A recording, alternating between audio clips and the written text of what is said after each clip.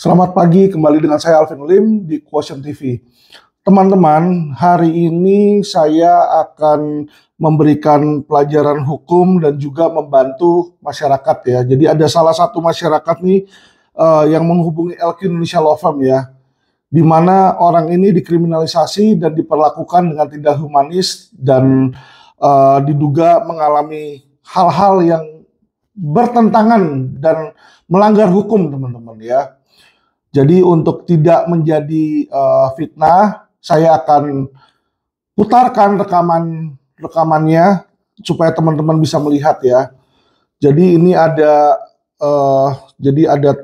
seseorang masyarakat nih ya. Kita sebut aja namanya Pak Gunawan. Ya, Pak Gunawan ini dia dituduhkan katanya menggelapkan ya. Menggelapkan uang di situ. Nah, tetapi polisi di dalam melakukan penyelidikan dan penyidikan diduga melanggar hukum, teman-teman. Makanya dia melaporkan ke bidang propam ya, Bid Propam. Laporan ini udah dilakukan sejak laporan polisi ini sudah sejak Agustus nih, teman-teman ya. Agustus 2023 yang mana sampai hari ini laporan propam itu tidak pernah ditindaklanjuti, teman-teman. Jadi kadang-kadang ya masyarakat itu seperti yang dialami oleh Pak Gunawan ini, sebenarnya kami sendiri pun di LQ juga mengalami, teman-teman. Kita tuh melaporkan sudah banyak, termasuk laporan yang Hotman Paris itu, anak saya juga melaporkan ada seorang penyidik Polri ya, teman-teman, Mabes Polri, yang ngatain anak saya lonte pun sampai detik ini tidak pernah ditindaklanjuti, teman-teman. But anyway, saya tetap berfokus ke laporan Pak Gunawan ini saja ya, teman-teman ya, biar supaya teman-teman nggak bingung nih. Nah, agar tidak menjadi fitnah, kita bisa melihat bagaimana ya kan dari rekaman ini, teman-teman sendirilah yang menjadi juri, menjadi hakim dan menilai sendiri ya kan perbuatan polisi yang dilakukan terhadap tersangka seperti ini. Apakah humanis? Apakah sudah sesuai hukum? Apakah sudah sesuai KUHAP? Kitab Undang Hukum Acara Pidana ya, karena setiap penyelidikan dan penyidikan itu wajib untuk mematuhi KUHAP, teman-teman ya.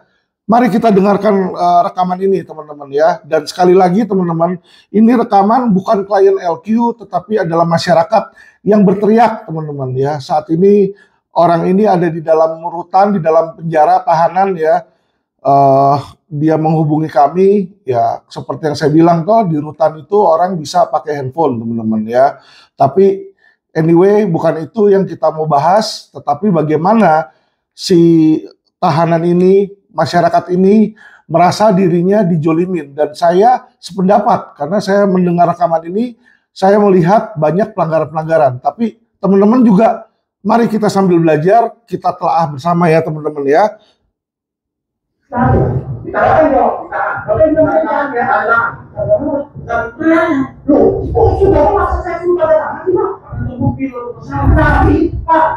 Oke, jadi dari yang singkat ini tadi barusan, kita melihat sudah ada 2 kesalahan polisi ya, atau kita sebut aja oknum polisi deh. Kadang saya bukannya nggak mau sebut oknum, Pak, ya. Karena setiap kali ketemu, polisinya kayak begini. Melanggar semua gitu yang saya ketemu ya. Ya mungkin polisi-polisi baiknya pada ngumpet, saya nggak tahu.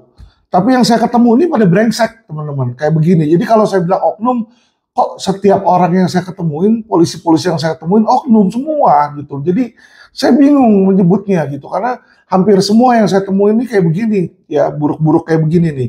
Oke, kita lihat tadi kalimat pertama dia bilang, mau tanda tangan nggak lu? Tanda tangan nggak lu? Loh, kenapa saya mesti tanda tangan? Kata si tersangka, ya kan? Karena lu bersalah. Ya, kita ulang sekali lagi teman-teman ya, biar jelas nih teman-teman. Kalimat pertama aja dulu.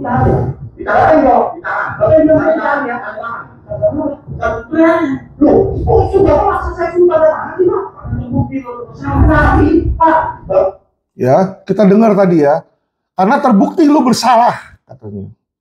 Lu harus tanda tangan surat penahanan, katanya ditahan nih ya teman-teman ya. Jadi ada seseorang yang dibawa ke kantor polisi, teman-teman. Ya, dibawa ke kantor polisi, ditanya, kenapa saya dibawa ke kantor polisi? Karena lu ditahan, tanda tangan di surat penahanan, katanya tanda tangan surat penahanan, ya toh. Nah, kenapa harus tanda tangan, katanya, kan dia menolak untuk tanda tangan. Jadi teman-teman, di dalam kasus hukum pidana, itu polisi tidak boleh memaksa tersangka untuk menandatangan.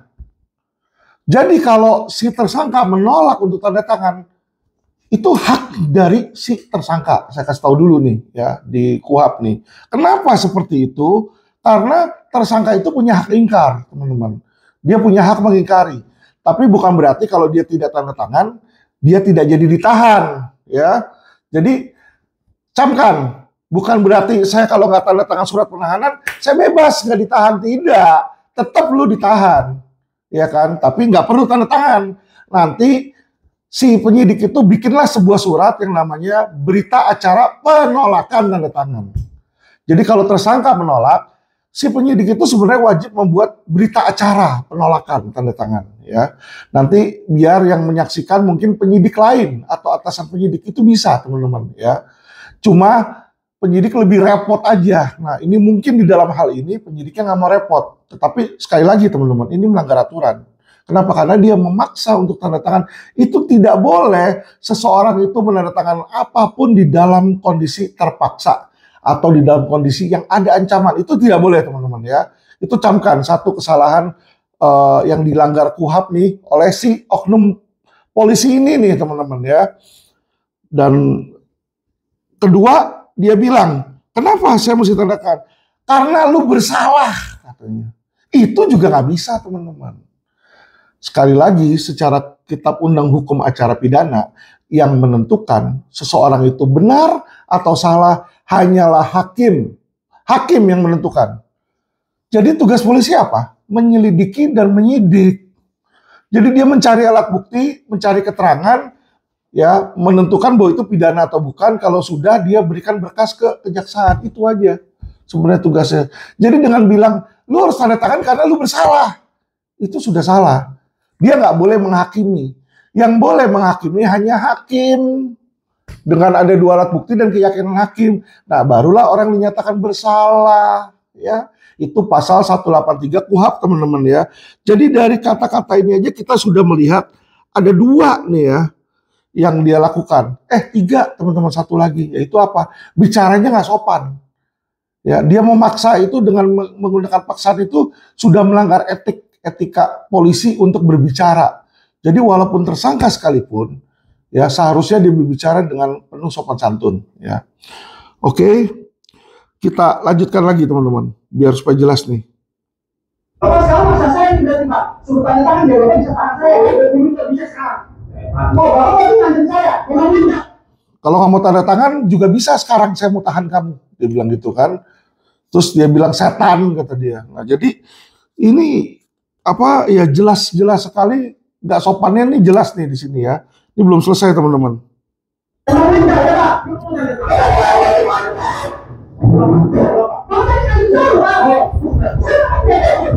Di sini udah nggak kondusif, ya, teman-teman. Kita bisa melihat, ya, teman-teman, ya, di mana ketika seorang polisi menangani tersangka, yang dimana tersangka itu mungkin tensinya tinggi, ya kayak saya lah, teman-teman, ya. Saya ini memang tensinya tinggi terus, 180, 190, 200, 210.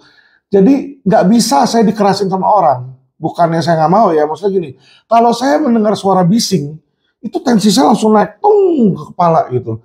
Jadi perasaan hati itu sama kepala udah senewan aja, teman-teman.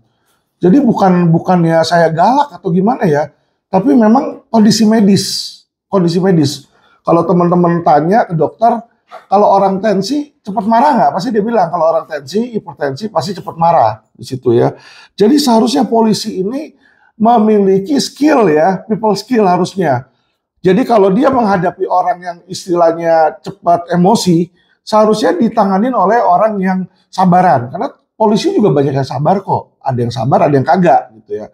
Tapi kalau kita lihat dari awal nih polisi ini sudah sudah berbicara dengan keras dan tidak sopan. Jadi otomatis memancingnya itu ada di sini teman-teman. Sampai terakhir ini dia bilang, lu mau pukul. Jadi ini sudah mulai kekerasan nih. Mungkin udah ada pegang-pegangan atau sudah ada dorong-dorongan ya. Kita lanjutkan lagi teman-teman ya. Karena kita hanya bisa mendengar suaranya aja teman-teman. Kenapa seperti itu? Karena setiap orang yang masuk itu tidak boleh membawa handphone. Nah ini diam-diam si tahanan ini merekam teman-teman ya. Jadi pemeriksaannya dia direkam sama dia diam-diam dan dia minta Quotient TV untuk menayangkan teman-teman karena dia merasa haknya dia dijolimin. Oke, kita lanjutkan teman-teman. Saya, kalau saya main bahasa dan main shotnya kan, lu katanya mau nggak? Kalau saya mau orang kan saya menguatnya nggak? Ini enggak pada Tuhan. Iya betul nggak boleh bawa. Saya boleh bawa. Saya tahu ya. Tentang saya ini sudah ya. Udah enggak ya.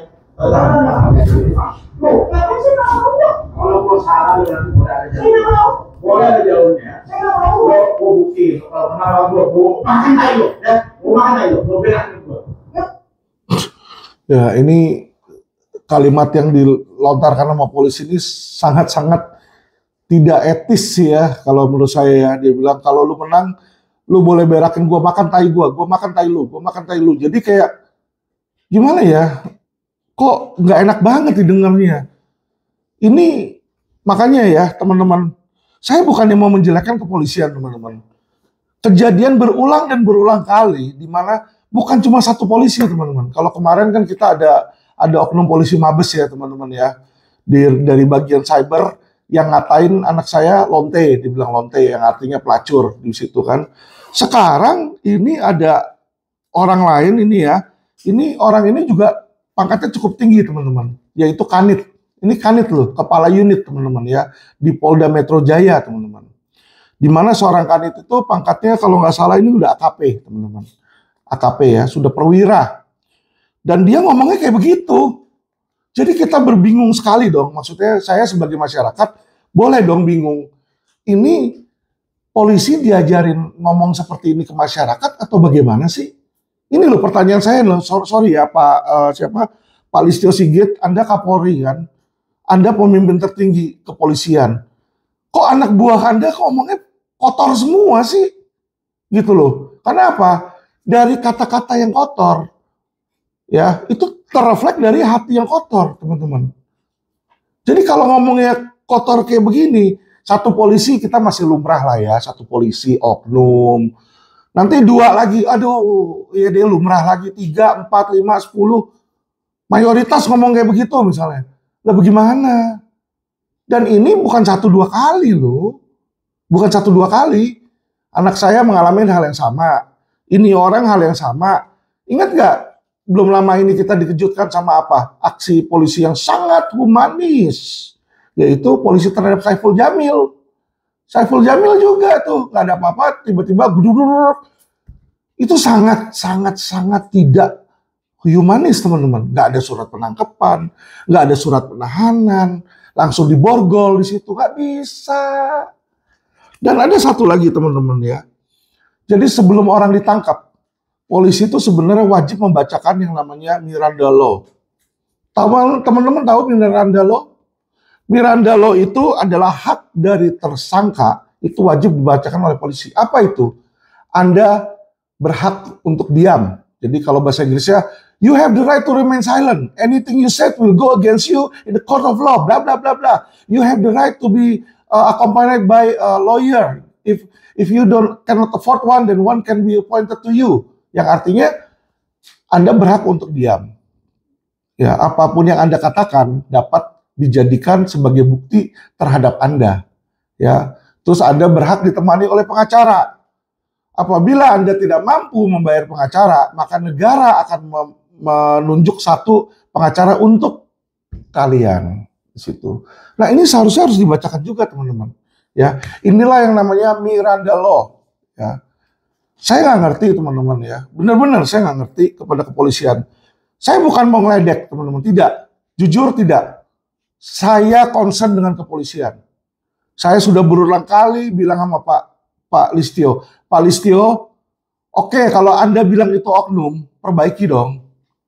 Kalau Anda nggak punya ahli yang bisa membantu memperbaiki, saya bersedia membantu Polri. Anda tunjuk saya sebagai ahli kepolisian, saya bisa bantu untuk mentraining oknum-oknum kalian. Mau apa tidak di sini? Kalau memang Anda mau polisi Anda berubah. Tapi kalau enggak, ya sudah. Ya toh, kalau enggak ya jangan keluar-keluar ngomong di sana bahwa polisi itu atau oknum buruk dari kepalanya dulu, mesti dipotong kepala ikan busuk dari kepalanya. Aduh Pak, ya Bapak bilang nanti setelah saya menjadi Kapolri, saya akan bikin hukum itu tajam ke atas juga. Ya kan, yang sekarang ini hanya tajam ke bawah, saya akan bikin tajam ke atas juga, bukan hanya tajam ke bawah. Kenyataannya tidak Pak Kapolri, kenyataannya tidak. Ya, jadi Pak, saya nggak tahu apakah kata-kata Bapak itu sebenarnya janji palsu atau memang Anda benar-benar kurang pergaulan. Jadi Anda nggak tahu bahwa banyak polisi-polisi di lapangan yang seperti ini, Pak. Makanya saya datang ini saya kasih ke Bapak nih, ya. Dan ini laporan yang sudah dilaporkan di Propam, Pak. Kalian Propam Mabes ya, Pak. Ini sudah dilaporkan. Saya kasih Bapak nih nomor SP2 HP2-nya, Pak. B12429 garing 8 Romawi Hook titik 12 garing 2023 Bit Propam, Pak. Ini nomor SP2 HP2-nya, Pak, ya. Di sini ya. Dengan terlapor ini AKP, Pak, AKP Tihar, Pak, ya. AKP Tihar Marpaung, Pak, di sini. Terlapor di dalam Bit Propam ini, Pak. Jadi maksud saya, Pak, saya ini hanya membantu masyarakat yang teriak-teriak loh, Pak. Ya, sebagai pengacara, sebagai advokat, ya, sebagai kuasa hukum ini saya membantu masyarakat yang teriak-teriak, Pak. Kasihan, Pak. Ya. Jadi tersangka sekalipun itu punya hak, Pak. Nah, kalau anak buah Anda nggak tahu, saya bersedia bantu trainingin mereka, Pak. Ya, bantu trainingin mereka kalau Bapak mau di situ. Ya, kalau Bapak mau merubah Polri, saya siap membantu merubah Polri. Jadi oknum-oknum penegak hukuman yang buruk butuh bantuan saya, infokan. Mau itu kepolisian, kejaksaan, kehakiman, ya kan? Mau di training hukum, saya bersedia bantu memberikan training hukum, Pak. Supaya apa, Pak? Berikanlah pelayanan kepada masyarakat yang humanis. Saya bukan mau menghina Kapolri loh, Pak. Saya bukan mau menghina Polri loh. Saya bukan mau melecehkan Polri loh, Pak. Saya mengkritik ini, memberikan masukan supaya Anda bisa berbenah, Pak. Karena saya bukan Propam. Saya bukan Kompolnas, Pak. Saya nggak bisa, Pak, mendisiplinkan Polri, Pak. Itu bukan wewenang saya. Bukan wewenang kuasa hukum, bukan wewenang lawyer, Pak. Ya, saya hanya berhak memberitahukan, Pak, ini ada kebobrokan di sini, Pak. Nah, nanti Bapak yang membereskan sebagai Kapolri. Ya, Pak, ya. Kita lanjutin nih, Mbak. Biar supaya jelas, Pak, rekamannya ini belum selesai. Ini tadi baru sebagian yang kita dengar, ya. Nah, kita lanjutin lagi biar seru. Ya udah,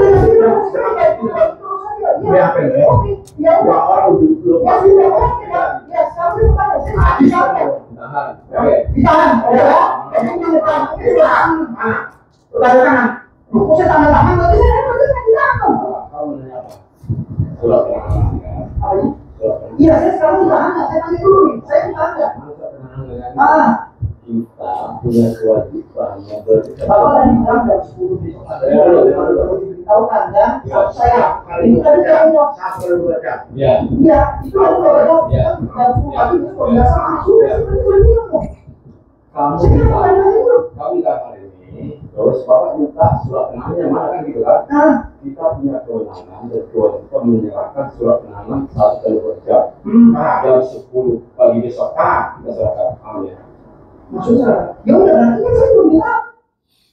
Nah, ini ya teman-teman, biar supaya teman-teman tahu. Apa yang dilakukan polisi ini adalah modus untuk mengintimidasi. Ini sudah terjadi berulang-ulang, teman-teman. Jadi polisi ini tidak paham hukum juga. Tidak paham hukum. Yang dilakukan sebenarnya terhadap orang tersebut, terhadap si Pak Gunawan, sebenarnya bukan penahanan tadi. Dia baru ditangkap pagi jam 10. Jadi maksud polisinya ini adalah kamu saya tangkap sekarang jam 10, saya punya wewenang untuk memeriksa kamu 24 jam, baru jam 10 besok saya keluarkan surat penahanan. Ya, ini yang sering terjadi teman-teman ya. Jadi polisi ini mempunyai hak untuk ketika menangkap, ya keluarlah surat kuning penangkapan. Itu warga negara kalau ditangkap, polisi itu punya waktu 1 kali 24 jam untuk memeriksa teman-teman, bukan untuk menahan. Jadi ini polisi tadi udah ngawur ngomongnya, ya menjelaskannya ngawur. Saya bilang ngawur kenapa? Karena dia tadi bilang, Anda saya tahan sekarang, saya punya waktu 24 jam menahan. Tidak. Polisi bukan punya waktu 24 jam untuk menahan. Polisi punya waktu 1 kali 24 jam di dalam tangkapan itu untuk memeriksa. Tapi yang sering terjadi adalah mereka abuse. Ini ya, Pak Kapolri, tolong ini dibenahi. Kenapa? Kalau memang mau periksa butuh 24 jam ya, diperiksalah 24 jam. Tapi biasanya orang diperiksa cuma 10 menit, dia kagak mau tanda tangan, dibiarin disuruh tidur di kantor polisi itu 24 jam. Sampai besokannya baru dia kasih surat penahanan, baru ditahan besokannya. Dengan tujuan apa? Polisi bisa nahan 1 hari lebih lama dengan surat penangkapan itu. Ini yang menurut saya juga tidak humanis. Kenapa? Kalau memang dia cuma butuh waktu 2 jam untuk periksa, ya udah periksa 2 jam, tinggal polisi menentukan ditahan atau tidak. Kalau tidak ditahan, maka setelah 2 jam diperiksa ya harus dilepaskan. Tetapi kalau polisi memutuskan untuk menahan, ya setelah pemeriksaan, ya keluarkanlah surat penahanan untuk supaya orang tersebut ditahan. Bukan orang itu disetrap di kantor polisi sampai besokannya jam 10 pagi, baru nanti dia kasih lagi surat penahanan. Ya teman-teman ya, jadi sering kali saya udah bilang modus-modus polisi, tapi orang-orang selalu polisi-polisi itu pasti ngeles ya, udah lebih pintar dari tukang bajai, ya gitu ya teman-teman ya. Tapi ini yang terjadi nih, orang bingung dong. Gue ditahan katanya 24 jam, keluarin surat penahanannya, dia nggak bisa. Karena kenapa? Bukan ditahan itu 24 jam, ditangkap. Dia ditangkap jam 10, dibawa kantor polisi. Sama polisi kagak ditahan, ya karena baru ditangkap toh. Tapi dia nggak periksa, orangnya diperiksa nggak mau tanda tangan. Ya sudah. Kalau memang pemeriksaan sudah selesai, harusnya dilepasin dulu itu orang. Bukan disetrap di kantor polisi sampai besok paginya. Makanya disinilah normal ini orang bingung, karena ini orang bukan lawyer dan tidak didampingi oleh kuasa hukum, teman-teman. Jadi ketika Pak Gunawan ini diperiksa, tidak ada yang mendampingi. Saya pun tidak mendampingi, karena saya bukan kuasa hukumnya. Ya, jadi nggak dikasih kuasa hukum lah istilahnya, dia ketika lagi ditangkap pertama kali ini tidak didampingi oleh kuasa hukum teman-teman ya. Makanya disinilah ngawur sama-sama ngawur teman-teman. Ya kalau tersangkanya kita normal lah dia ngawur karena dia kan nggak ngerti hukum. Tapi kalau polisinya yang nangkap juga ngawur kan kita bingung di situ ya. Kita lanjut teman-teman. Bapak ditangkap. Kita punya kewajiban menyerahkan surat perintah penahanan kepada Bapak atau keluarga. Tapi Bapak bilang bayar dulu. Tapi nggak dengan dulu. Sampai 24 jam. Dari sesudah kita lihat ini berapa? 10 lagi. Udah lagi sampai tersangka. Belum penahanan. Oke ya. Nanti beliau berhasil setelah ini masih. Ya udah itu diaman kan? Itu tidak disebut ada tahu ya itu belum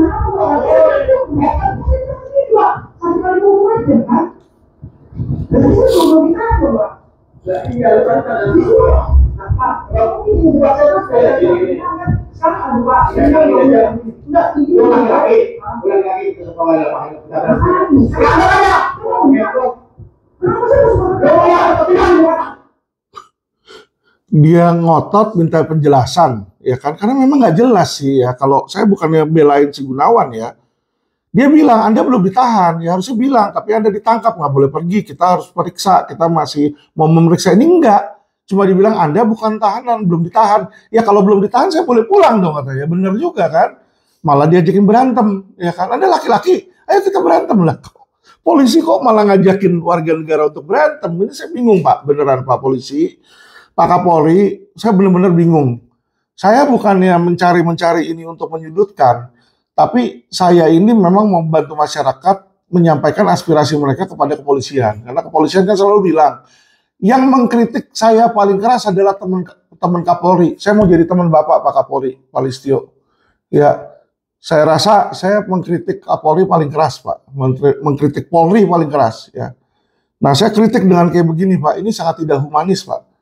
Kok orang diajakin berantem, Pak, di situ? Janganlah, Pak, di situ ya. Kita lanjut lagi, Pak.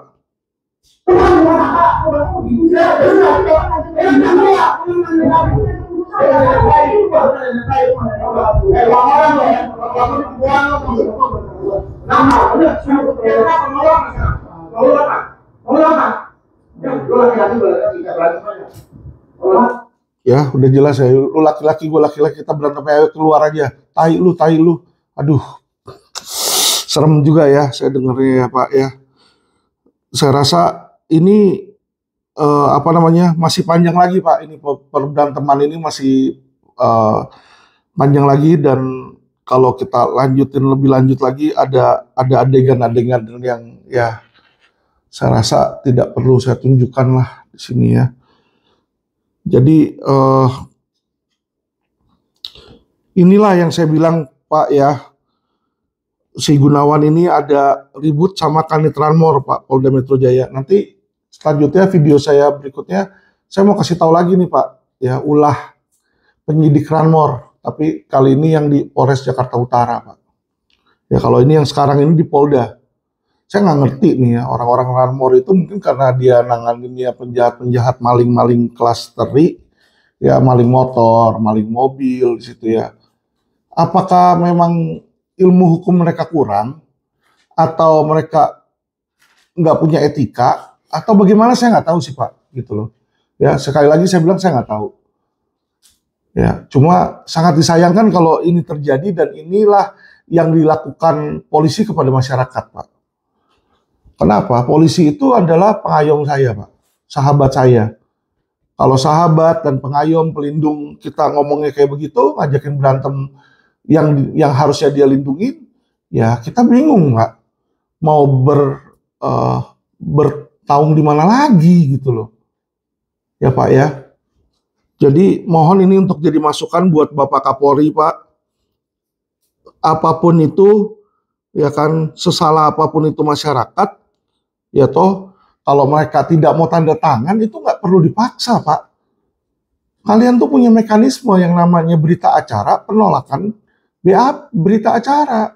Jadi kalau orang menolak tanda tangan berita acara penangkapan, misalnya, kan kalian udah ada berita acara penolakan, berita acara penangkapan, selesai. Tinggal you punya penyidik tanda tangan, ada saksi yang melihat bahwa si tersangka itu menolak tanda tangan, selesai, Pak. Saya juga kan pernah begitu, waktu dulu saya ditangkap, saya tolak tanda tangan kok. Dan itu tidak menyebabkan saya dilepas. Jadi si penyidik itu minta tanda tangan atasannya dia, bahwa saya menolak. Dan saya tetap ditahan. Nggak perlulah berantem-berantem seperti ini, Pak. Ya, ngajakin berantem, ngata-ngatain, itu hal yang tidak perlu. Kalau Anda bilang kepada saya, kok saya maki-maki polisi, ya kan? Karena kenapa? Ya, di dalam lapangan, Pak, polisi itu juga maki-maki saya, Pak. Di situ. Ya, inilah yang terjadi, Pak. Ya kan, kita saling apa? Ya, saling maki-maki di situ. Jadi ya sulit, Pak, di sini ya, Pak ya. Saya juga berharap sama kepolisian ini bisa menjadi lebih baik lah, dan semoga laporan Pak Gunawan ini tentang polisi, oknum polisi yang dia laporin ini bisa diproses, Pak, yaitu terhadap Pak Tiur ini ya, Tihar Marpaung, Pak. Kalau memang terbukti, ya dikasihlah, Pak, sanksi disiplinary, Pak. Supaya yang bersangkutan jangan mengulangi hal yang sama, Pak. Kalau memang ilmunya kurang, di training lah, Pak. Ya, kalau memang dia punya emotional issue, ya bawalah ke psikiater, Pak. Ya, jadi sangat tidak etis dan sangat tidak baik memiliki orang yang seperti ini di kepolisian RI, Pak. Oke, saya rasa itu aja yang saya mau sampaikan. Saya nggak mau panjang lebar. Saya berharap supaya ini bisa jadi masukan yang baik pada polisian dan Polri bisa berubah menjadi lebih baik dan polisi bisa menjadi sahabat masyarakat sih, itu yang saya inginkan ya, walaupun saya tahu dalam lubuk hati saya yang paling dalam kayaknya itu masih susah dan masih jauh itu Pak untuk tercapai Pak. Apalagi hampir setiap laporan polisi yang saya jalankan ini Pak di kepolisian mandek Pak. Mandek dan harus perlu saya datang ke sana gebrak-gebrak meja di sana, saya marah-marah baru Pak jalan Pak. Pusing Pak kepala saya Pak, beneran. Berhadapan dengan polisi itu pusing loh Pak. Beneran pusing Pak saya gitu loh. Jadi saya melihat bagaimana saya dibenci oleh kepolisian. Padahal yang saya mau lakukan hanyalah agar polisi ini berubah menjadi baik. Tapi saya jadi dibenci Pak di situ ya. Sedangkan polisi yang ada ini kebanyakan di kantor polisi ini oknum Pak. Yang kerjanya terima suap, mengkriminalisasi orang ya. Kasus perdata jadi pidana, kasus pidana jadi perdata Pak. Ya. Nanti di video saya berikutnya saya akan tunjukkan kepada Bapak Pak, gimana oknum polisi Ranmor yang di Polres bekerja Pak. Ya, kasus pidana jadi perdata Pak. Sudah lama, LP sudah 1 tahun, perkara sepele aja nggak beres-beres Pak. Putar-putar kiri kanan atas bawah Pak. Ya. Jadi bayangkan Pak, hal yang seperti itu bagaimana? Suruh lapor propam, saya sudah lapor propam Pak. Saya sudah minta gelar ke Wasidik, ke Iwan Kurniawan, sampai sekarang Iwan masih belum mengadakan gelar Pak di situ Pak. Ya, jadi ini membuat saya benar-benar jujur kecewa Pak sama kepolisian Pak. Hal yang sepele aja kalian tidak mau melakukan tugas kalian gitu loh. Nah terus mau gimana? Ya, nggak lapor salah karena kita diwajibkan secara undang-undang, wajib melaporkan kalau melihat tindak pidana, tapi kita lapor juga nggak diurusin di situ ya. Jujur Pak, saya yang selama ini mendampingi masyarakat side by side, saya frustasi Pak. Saya frustasi. Ya toh, kenapa saya sampai marah-marah, saya sampai maki-maki, saya sampai sebut Jenderal Banci, ya kan, polisi-polisi, oknum-oknum polisi anjing di situ. Kenapa? Itu frustasi Pak. Terus mau apa lagi Pak? Kerjanya kagak bener. Dikomplain kagak diurusin komplainnya. Ya toh, suruh lapor kagak diurus. Suruh viralin udah viral. Ya toh, udah viral juga kagak diurus. Jadi saya heran Pak. Tugas polisi ini apa? Jadi kalau orang-orang itu kalian digaji itu ya polisi sama APBN, berarti boleh dong saya bilang kalian makan gaji buta kalau nggak melakukan tugas kalian. Kalau kalian tidak mau bantu masyarakat. Dan laporan polisi itu pada mandek Pak. Ya, laporan yang orang benar kayak si Krisni kemarin dibilang pencurian dalam keluarga, akhirnya divonis bebas. Orang benar dibilang salah. Orang salah nyogok dibilang benar. Seperti yang dilaporin oleh klien saya. Kan lucu Pak kalau kayak begitu Pak. Ya, saya ngadu juga kalian nggak mau dengar. Bagaimana kalian mau baik Pak? Ya, jadi Pak Polisi, Pak Kapolri, saya juga udah capek Pak. Maki-maki polisi saya juga udah capek di situ. Jadi terserah kalian aja deh. Kalau kalian mau berubah, mau benahi, silakan benahi. Ya toh, jika mau tahu kasus-kasus yang mandek, silakan hubungi saya. Karena saya sudah lapor propam, saya sudah lapor Bareskrim. Dan sampai detik ini tidak ada satu laporan pun yang ditindaklanjuti. Tidak ada satu laporan pun yang ditindaklanjuti Pak. Jadi kalau bisa Pak Kapolri untuk LQ, kasihlah 1 orang delegasi Pak. Nanti Bapak mintain laporannya Pak. Ya, jadi misalnya saya ada komplain berapa kasus, 10 kasus. Ada nggak Pak yang saya komplain itu 1 pun aja jalan Pak? Ya, karena bukan hanya LQ doang yang mengalami seperti ini Pak. Lawyer lain lebih parah lagi Pak. Ada yang bertahun-tahun Pak sampai kadaluarsa 12 tahun juga nggak diberesin sama kalian, itu ada Pak. Lebih parah dari LQ punya Pak. Ya, jadi kalau Anda bilang mau rating kalian bagus tapi pelayanan kayak begini sih ya impossible itu kalau dibilang ada rating bagus. saya berhak itu bertanda tanya dan memikir bahwa mungkin itu apa, survei bodong-bodong, gitu. Survei bodong, performa jelek kok nilainya bisa bagus, kan lucu. Jawaban salah kok bisa lulus, ya. Ya mungkin orang-orangnya kayak Napoleon, terbukti bersalah divonis tapi masuk lagi ke kepolisian, terbukti nyuap masuk lagi, terbukti terima suap masuk lagi di situ Pak. Ya terbukti kotoran diterima lagi. Ya kalau kayak gitu ya mungkin. Nah kalau kalian bilang itu bagus ya sudah. Itu kacamata Anda menyatakan orang-orang yang melakukan tipikor kayak begitu bagus ya sudah. Mau gimana lagi? Berarti kalau kalian memang menyetujui budaya seperti itu di institusi Bayangkara.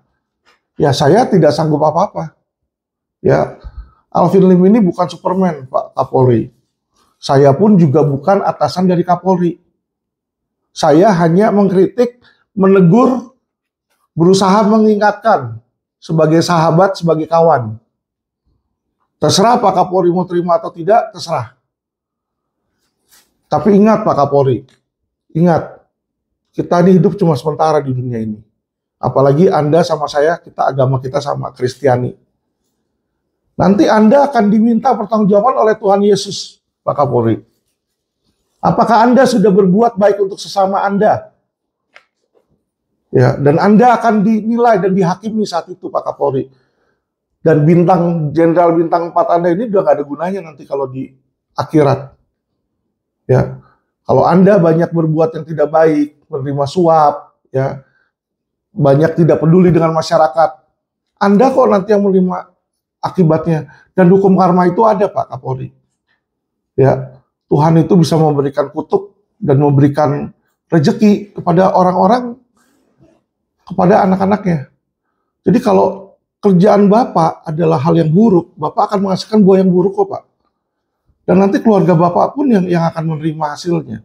Jadi saya cuma bilang sama Bapak, ingat Pak, ya selama Bapak masih ada, masih bisa Anda membeban sebagai Kapolri Pak. Why not do the good thing Pak?